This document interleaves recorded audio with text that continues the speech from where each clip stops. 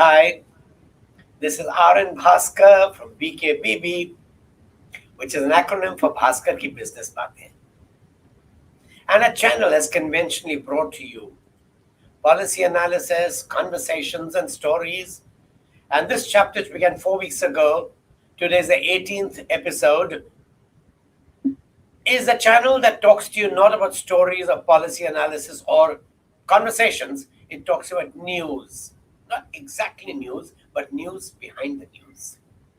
So we take the headlines that are there in all media papers, look at the ones that we find most attractive or important or worth discussing, and you bring them to you. We generally bring to you about 3 headlines, sometimes 4. And today we have 3 headlines, but we'll talk about the headlines later. First, let me introduce you to my co-anchor, which is Isha. That's Isha. And together, both of us will talk to you about 3 major stories, or at least stories that we consider major stories. And the 3 are, you can see them on the screen. The first one is about how consumer confidence has plummeted in the US. And the second one is on how road accidents actually destroy India's GDP growth. It shaves off around 3%, which you'll hear about later. And the third one is how Venezuela has suddenly become a kind of hot potato for India. Thanks to you know who?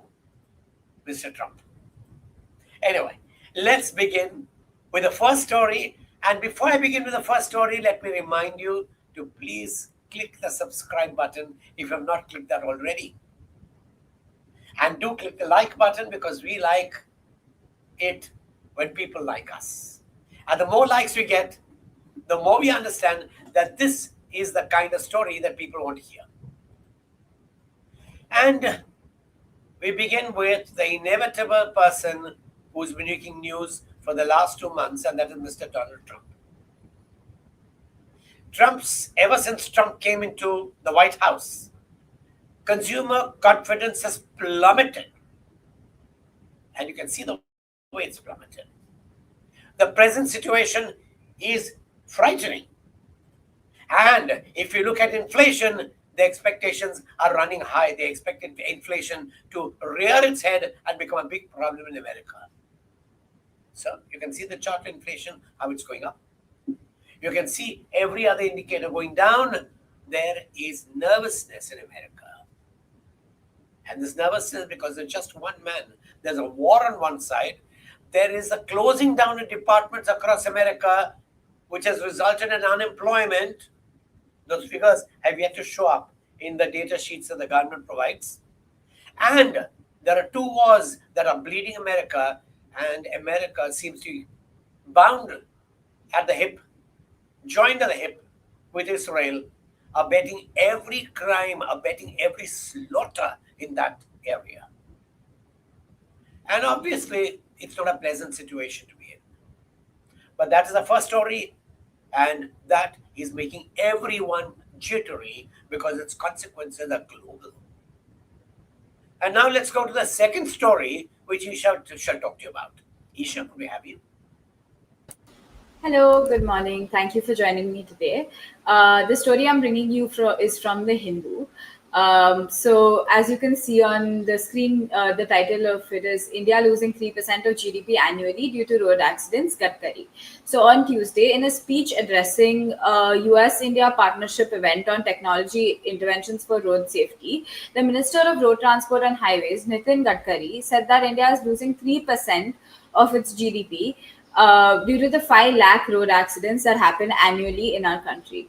He further elaborates, noting that every year, India sees about 4,80,000 road accidents, which leads to around 1,88,000 deaths. Most of these deaths are of people aged between 18 and 45 years, and 10,000 of these are even of children below 18. These accidents, in claiming the lives of the largely economically productive population and children who have the potential to grow up and be economically productive, are also a great economic cost, one amounting to almost 3% of the GDP, according to Gadkari. So this starkly reminds us of the urgency of the situation. He contextualizes these figures, stating that even riots and pandemics don't claim as many lives as road accidents, and deems it a major public health issue. Gadkari cites poorly detailed project reports as one of the major causes for these accidents, and this acknowledgement is refreshing and paves the way for policy interventions that support better implementation, quality control, and maintenance of our infrastructure. This could include measures such as a 15-year liability cost for the contractors, maintenance, long-term maintenance contracts, and then checks to follow up on these, better quality checking, stricter action against the appropriation of funds. The list of interventions is endless. The acknowledgement from a union minister is an amazing step in the right direction. So all we can do is hope for a better future with better roads and better traffic regulation. But this is also from my side for today. I'd love to hear your thoughts on this story, sir. Thank you. Thank you, Isha. Thank you very much, Isha. You raise a very, very important point. In India, road accidents destroy families. They're young people who would have been earners for the family, and sadly, when they die, it's painful for everyone around. But now let's go on to the third story. India has a new problem coming up, and that is Venezuela. And that problem is because of just one man, Donald Trump. And the problem faces on two fronts. The first problem is that Trump does not like Venezuela's independence in his own backyard, and so wants to impose duties on Venezuelan oil and even ban its export. Since he can't ban an export in Venezuela, he's making sure that countries which import Venezuelan oil do not use a Venezuelan oil at all, others they'll be slapped with duties. Now there are two problems here. One, Venezuelan oil is available cheap. If India has to reduce its imports, its import costs, it must use any cheap source of oil. Two, banning a country's oil without a UN declaration is not exactly legal. There's a third problem, and that is OVL, which is the subsidiary of ONGC, has subsidiaries in Venezuela on a joint production sharing scheme for extraction of oil. And the big question is, can OVL source its own oil from Venezuela? In fact, OVL has a second headache. It has joint ventures in Russia. Will America frown if OVL brings its own oil into India? And there's a third problem. There is a Rosneft oil plant in India, which is a refinery. It's owned by the Russians. Can the Russians bring in their own oil from Russia for their own plant? The questions are going to be vexatious. And Mr. Trump is interfering in the sovereignty of and independence of India's domestic export-import policies. The consequences can be grave, and India has not shown its willingness to take a firm stand. In fact, recently at the BRICS meeting also, when they talked about an alternate currency, India said it was not interested.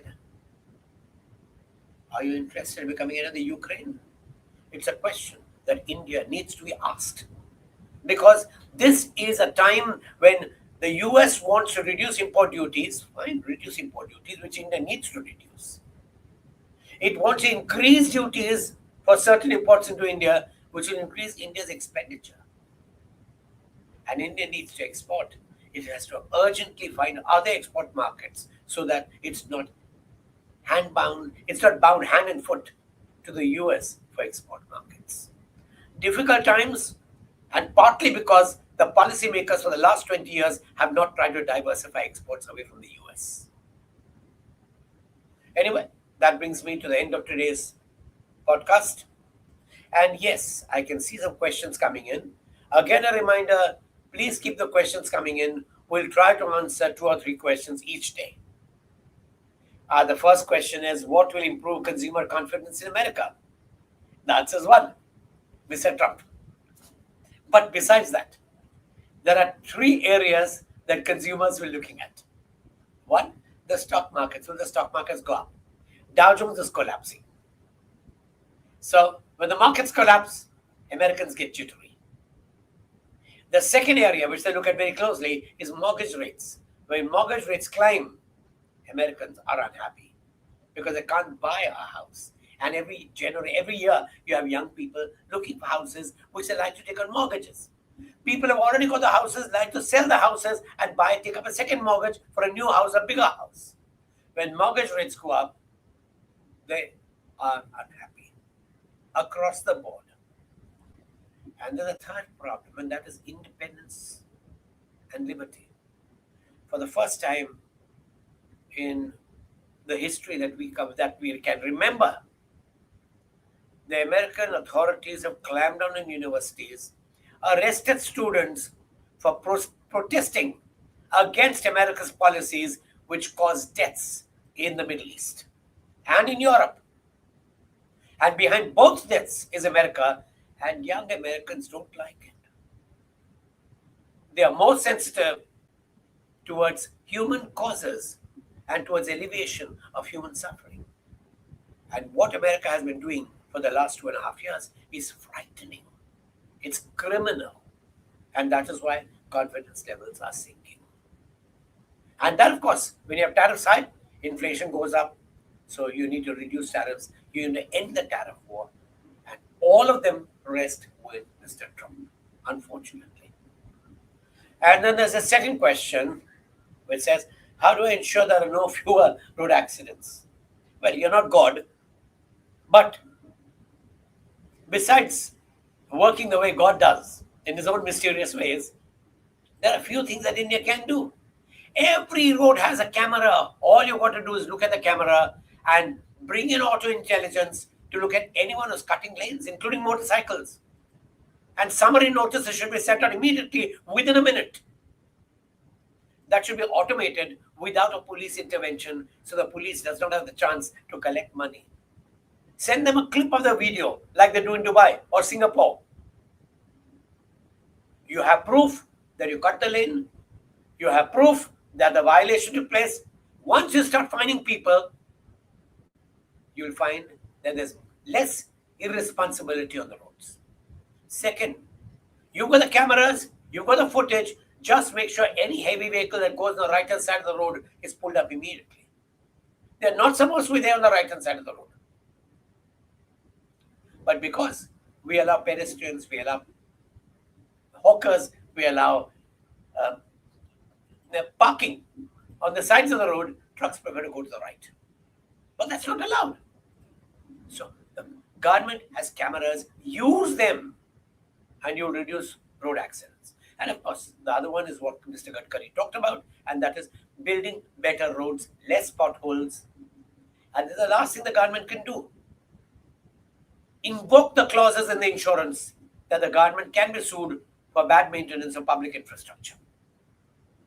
Once there's a penalty, everyone will sit up because an employee concerned with that loss to the government will be hauled up and his salary will be stopped.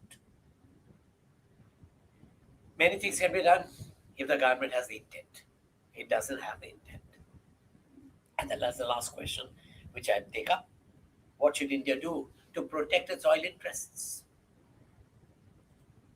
First, you need to work out ways by which you can tell America that you subsidize our oil bill by so many billion every year. We'll import oil from where you ask us. We can't incur extra costs just because of your madness. And the second, be firm.